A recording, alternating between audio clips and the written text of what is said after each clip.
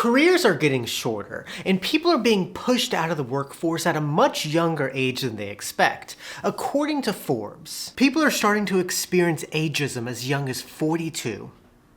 The reality of the economy that we're living in today is that once you hit your 40s, you start to become too expensive. Once you hit your 50s, your skills start to become outdated. And once you hit your 60s, you're a risk no one wants to take. Which is a big problem because by 40, you are still 25 years away from retirement, and just one setback can completely derail your entire career and force you into lower paying, less stable work for the rest of your career. Between midlife and retirement, many people are finding themselves trapped in this reality where they're too old to hire but too young to retire. But this is nothing new. Age discrimination has been around for a while. However, most people aren't aware that it will happen to them one day. And in this video, I want to make this issue more known and talk about why age became a problem, why careers became shorter over time, and why midlife is one of the most dangerous phases of work. And this video should act as a warning on why preparing for the future and life setbacks are so important. And so in order to understand why older people are being pushed out of the workforce, we first need to talk about when older people first stopped being desired. Chapter 1, when age became a problem. For most of history, people rarely worried about working at older ages because, well, most people didn't live to old age. I mean, according to Our World in Data, in 1880, the life expectancy was only 39 years old. Working at old age wasn't a problem because most people died young. However, if you did live to old age, getting older wasn't a disadvantage, but it was actually an advantage. Before the Industrial Revolution, most people were farmers or worked in skilled trades. And with these jobs, as people got more experience, they had more knowledge, mastery, and wisdom, which made them more desired over a younger, less experienced worker. Skills took decades to master, and so experience was valuable. However, this all changed during the Industrial Revolution. As factories replaced farms and workshops, machines were doing more of the precision and consistency work, and so employers quit prioritizing experience and skill and started to prioritize speed, stamina, and physical output. Which meant that they favored younger workers over older ones. Older, more experienced workers started to be labeled as slower, more expensive, and less adaptable, whereas younger workers were seen as faster, cheaper, and easier to control. The Industrial Revolution was one of the first moments where age started to become a disadvantage. However, as America became the world's superpower and its economy dominated the world, for about one generation, many people actually held long, stable careers to old age. Chapter 2, The Birth of the Company Man. Our story continues in post-World War II America during the 1950s to the early 1970s.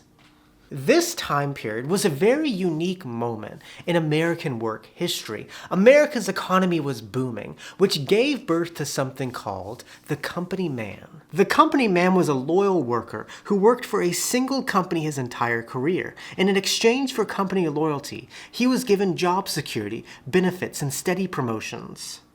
And during this period of the company man, a career was something that you built over decades. It was sort of like a ladder, where you enter a job at a low-level position, work your way up, gain seniority, and finally retire with a company pension.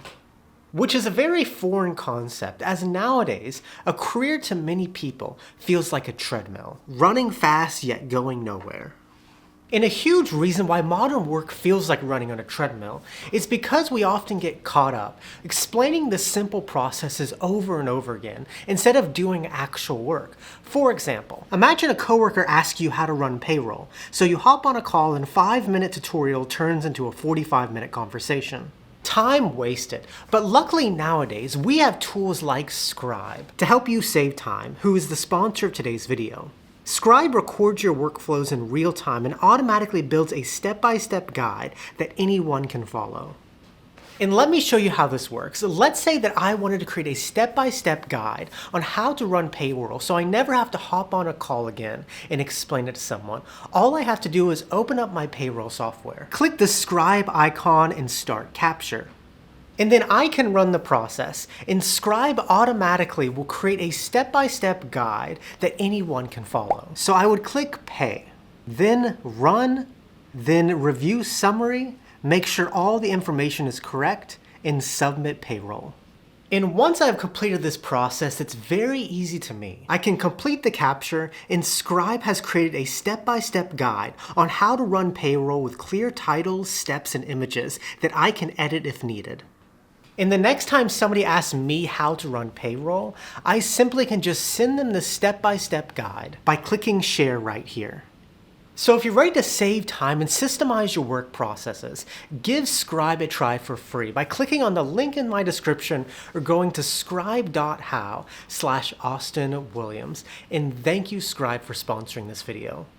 But the company man was building something. He was climbing the ladder. And because of that, getting older wasn't a risk, but it was a reward. Age brought more seniority, more protections, higher pay, and a clearer path to retirement.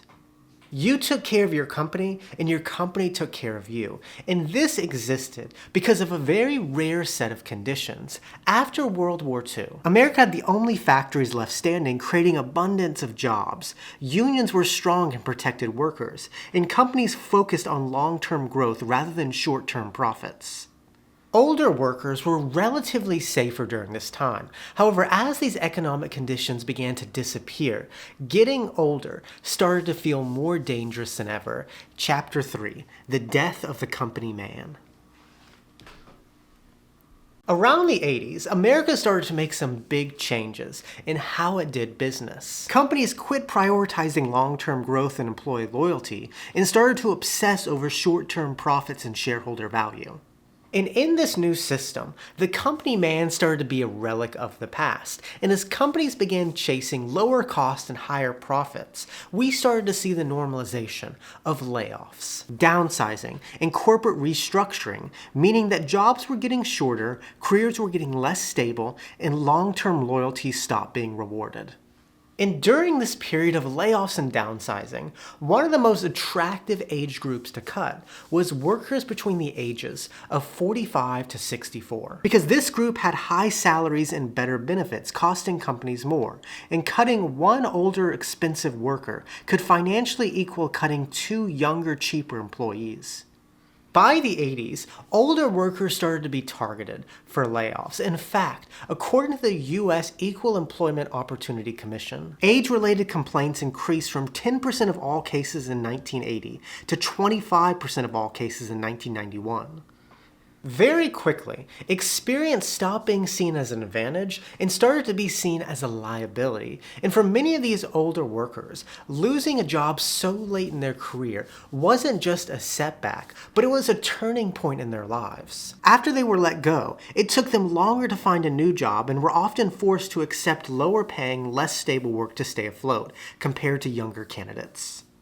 Older workers were once again being left behind, and the company man had disappeared, and in its place emerged a new type of worker, one who didn't stay loyal, didn't stay long, and didn't believe in stability. Chapter 4, America's First Job-Hopping Generation.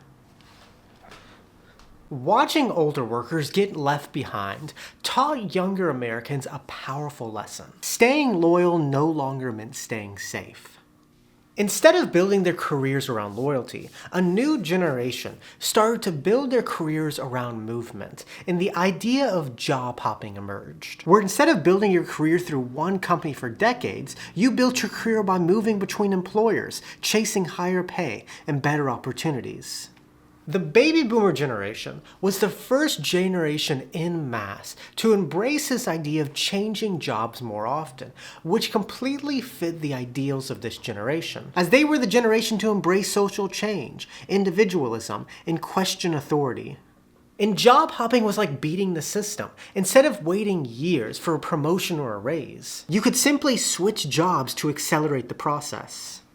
And as we went through the 80s and 90s, this strategy became a lot more common. In fact, according to Bureau of Labor Statistics, Americans born from 1957 to 1964 held an average of 11.7 jobs between the ages of 18 to 48. However, despite job hopping having its advantages, this new system came with some costs. Careers became less stable, benefits became weaker, and workers were seen as expendable. And over time, this strategy revealed an uncomfortable truth. While it might work while you're young, flexible, and in demand, it stops working as you approach midlife. And as these same workers entered mid-career, they realized that the system that they learned to navigate no longer worked in their favor. Chapter 5, when midlife proved to be dangerous. Alright, up to this point in the video, we've spoken about the beginning of age discrimination, the brief golden age of lifelong careers, and how loyalty collapsed and job hopping became normal. Once job hopping became normal, at least in the beginning for younger workers, it looked like a win, as it helped them move faster, earn more, and stay competitive. However, as this first generation of job hoppers entered midlife, they would soon discover how fragile this new system made their careers as they entered their 40s and 50s. One single moment, a recession, layoff, or restructure could completely derail their careers. And there were 3 reasons why. 1, at that age, they were the height of their financial responsibility, making them more vulnerable to a setback. 2, they were at the height of their careers and salaries, making them a bigger target for layoffs. And 3, they were at the phase where they're becoming less desirable in the workforce, meaning their job search would be longer and opportunities would be limited. In other words, mid-career was the moment that workers had the most to lose, but the least time to recover. And for this first generation of job hoppers, that risk played out in real life. Many baby boomers in midlife faced 2 recessions in the 2000s that pushed millions of workers out of stable jobs.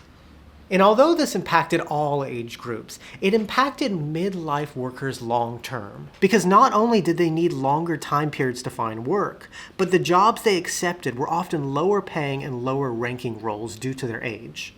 In fact, according to a study by Urban Institute, only 1 in 10 older workers who involuntarily lost their jobs ever returned to the same level of pay again.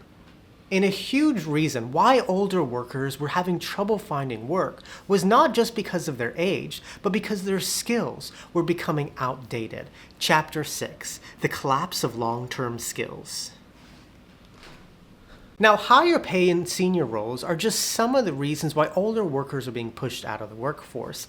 Another reason is because the skills that employers value in today's economy are moving at a pace much quicker than many human beings can adapt to. For example, in the past, skills could remain relevant for decades, meaning someone could build an entire career off the same skills. But today, especially in industries like tech, job requirements can change every year, making old skills obsolete quicker and creating constant pressure to reskill.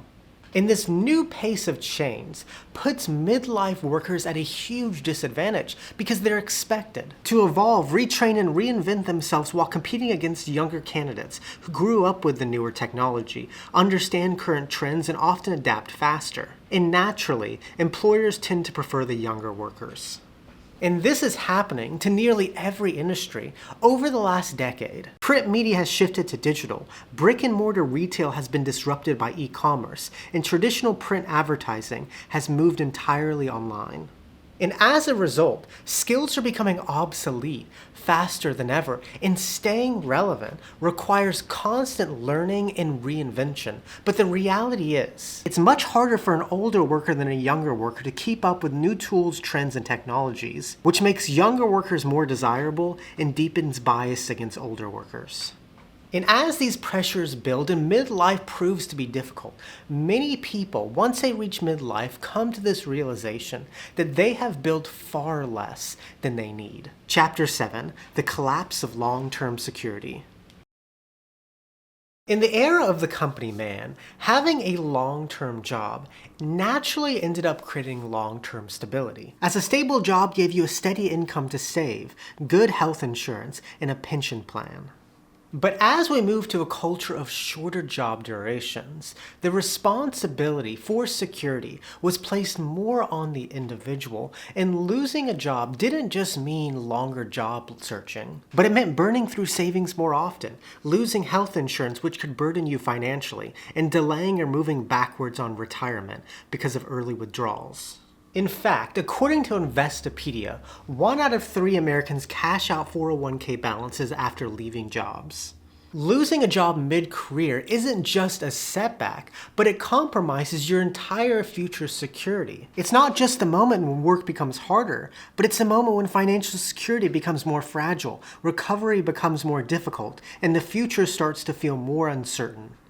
And this is where millions of workers end up stuck. They're pushed out of careers a lot earlier than they expect, and then they're stuck in the modern trap. Chapter 8, Too Old to Hire, Too Young to Retire.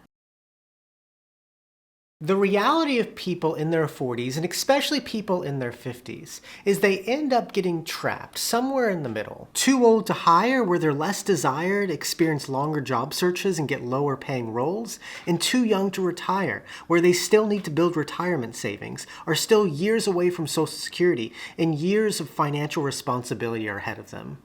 And the reality that middle-aged workers experience when they're in this scenario is that their retirement gets delayed, their sense of security collapses, and they have to continue working longer than expected at lower paying roles. And as technology accelerates, this is just going to keep getting worse as the pace of skills is going to move quicker, making it harder for workers to stay relevant, harder to recover from setbacks, and harder to feel secure about the future. Over time, the age you stop being desirable is just going to get younger and younger, and careers are going to become more about struggle and survival than they are about stability and long-term growth. And that's the reality of the world we're living in. And so I want to finish this video off with Chapter 9, Where Do We Go From Here? All right, another story in the books. This is actually a very personal story, as I have experienced many people in my life get pushed out of the workforce and not know what they're going to do next. And it's really made me reflect on how I think about work, how I think about money, and how I think about building long-term security in a world where stability is no longer guaranteed.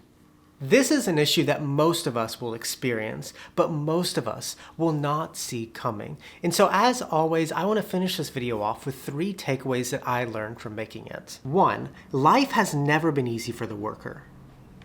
We often look back at the past and think that workers had more stability and security. However, the truth is, workers have always faced uncertainty, instability, and economic pressure.